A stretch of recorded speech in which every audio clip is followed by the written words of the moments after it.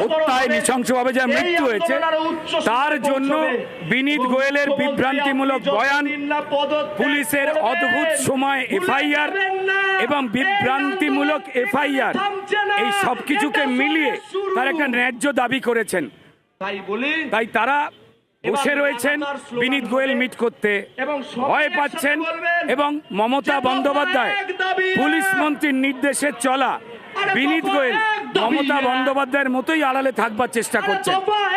এইভাবে লুকিয়ে থাকা যাবে না। আমাদের এই ডাক্তার যারা রয়েছেন জুনিয়র ডাক্তার, তাদের ওপরেই কিন্তু ভবিষ্যৎ।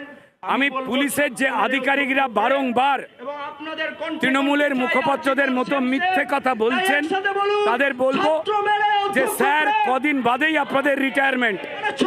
আজ আপনাদের হাতে জল কামান রয়েছে, আপনাদের হাতে রিভলভার রয়েছে, আর এই ডাক্তারদের হাতে স্টেথোস্কোপ রয়েছে। আপনাদের রিটায়ারমেন্টের পর কিন্তু আপনাদের হাতে বন্দুক থাকবে না, আর এই ডাক্তার সমাজের হাতে কিন্তু স্টেথোস্কোপটা থাকবে। আর আপনাদের সামাজিকভাবে অসুস্থ হয়ে ওনাদের কাছেই যেতে হবে। একটু হৃদয় হাত রেখে সত্যের পক্ষে আচরণ করুন।